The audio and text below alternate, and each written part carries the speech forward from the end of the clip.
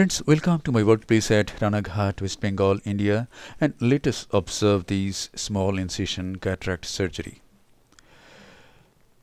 In this case, I have planned a 5.5 millimeter incision and a frown incision. So this is conjunctival peritomy for about 5 millimeter. And with 5 millimeter peritomy, we can do 5.5 millimeter sclerocorneal tunnel. And through the 5.5 millimeter sclerocorneal tunnel, we can place a 6 millimeter optic intraocular lens. Very mild wet field cautery is done, and we can see a blood vessel which is piercing the sclera and going inside the eye, and I am not destroying that blood vessel by the cautery. I am cauterizing on either side of it, but the blood vessel is not damaged. And now a very nice frown incision has been planned in this case. Let us see if we can do this.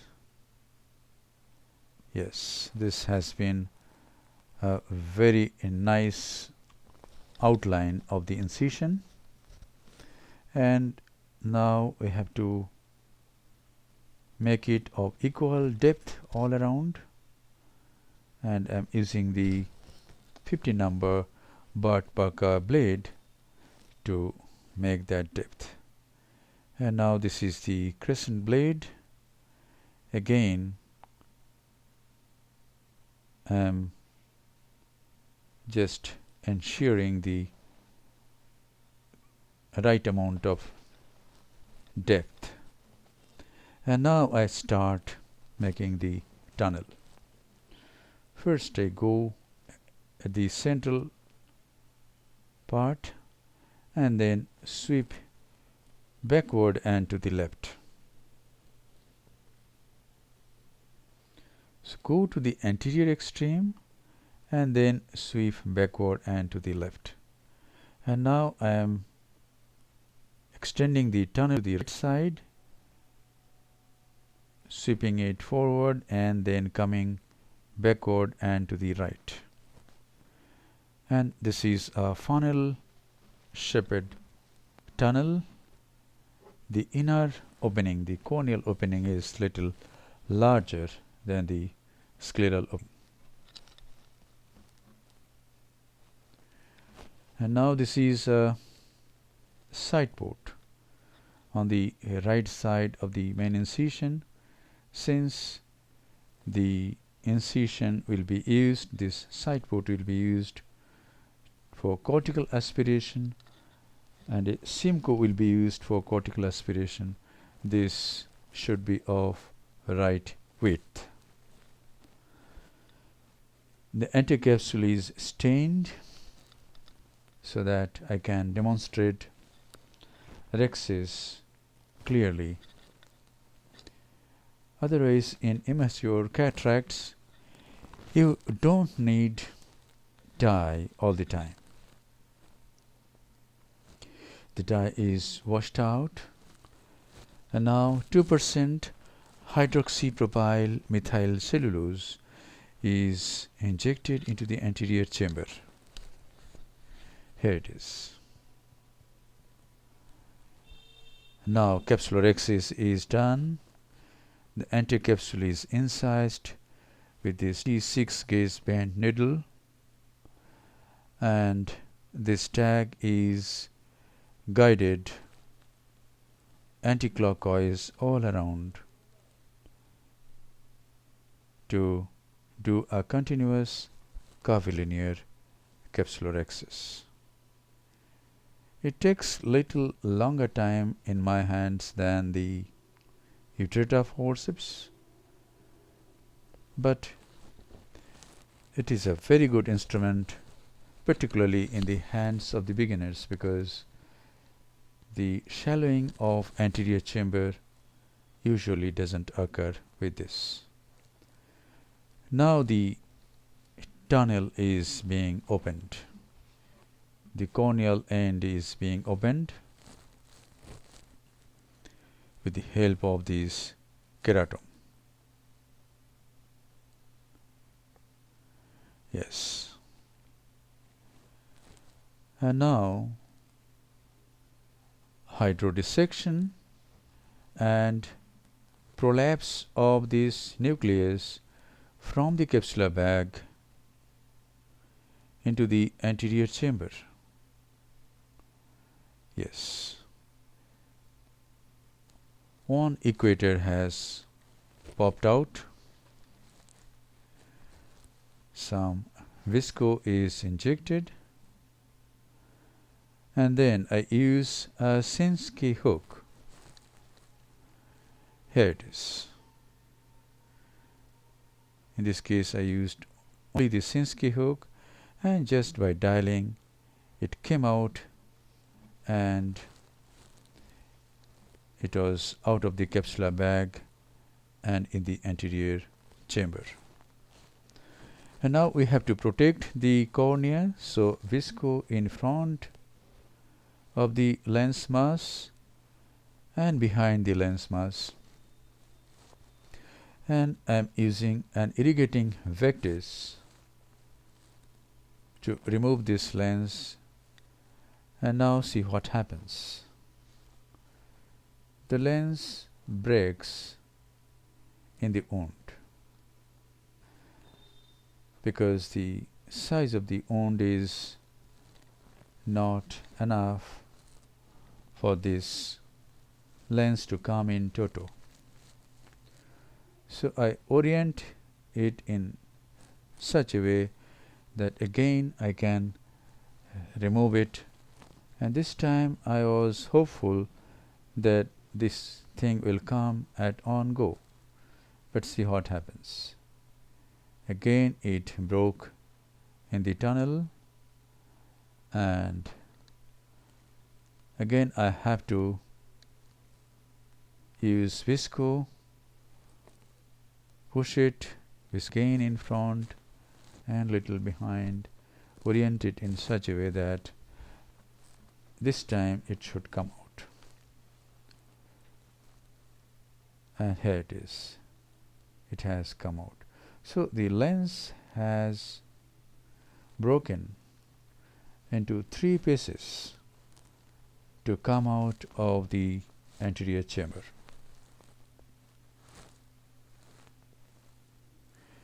And this is termed as intratunnel phaco fracture, popularized by my friend Dr. Sudhir at Global Eye Hospital, Mount Abu, India.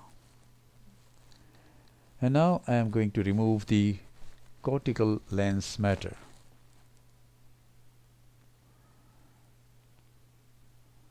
I have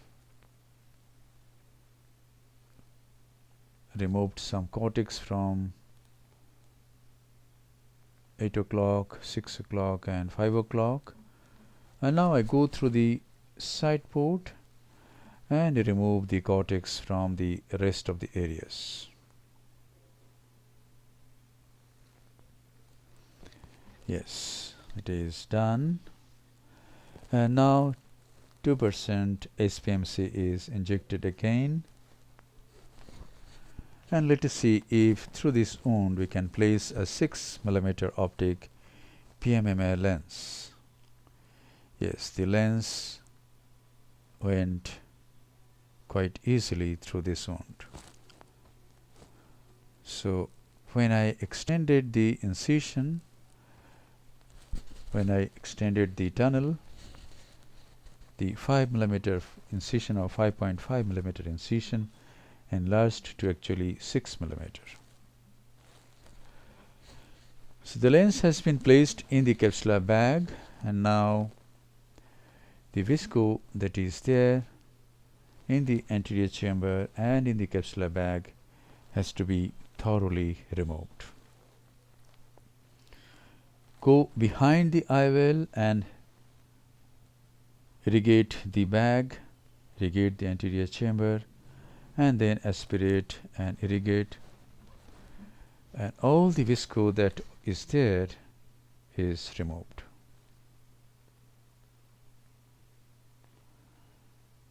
Yes. And now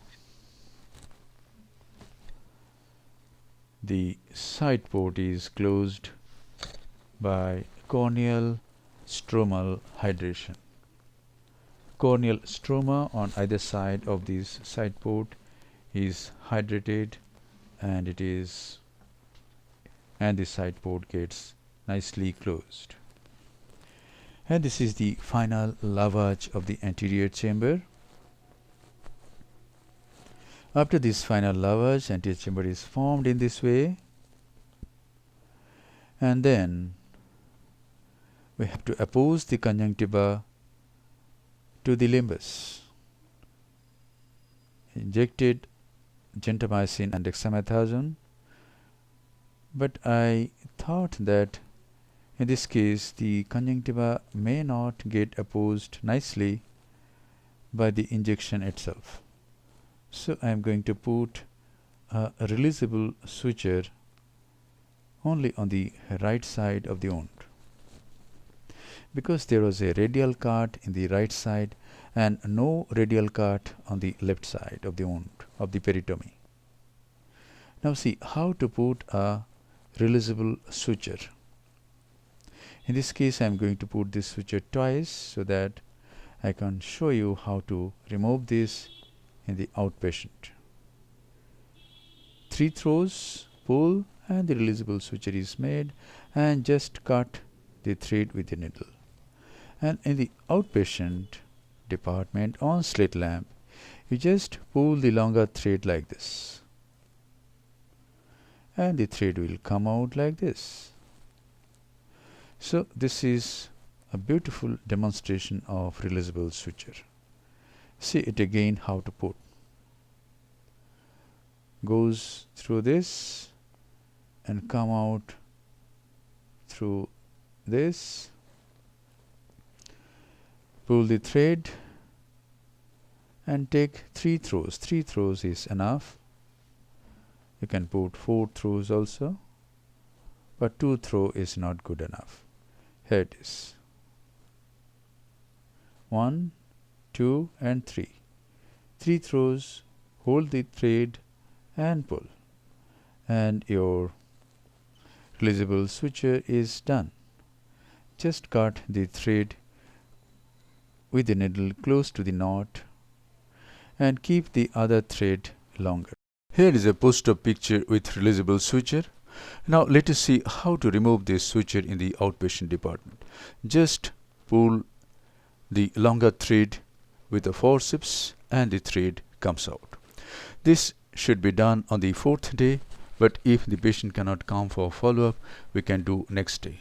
And after removal of the suture, the appearance is like this. Thank you very much for your attention. Hope this video will help you in developing your surgical skills.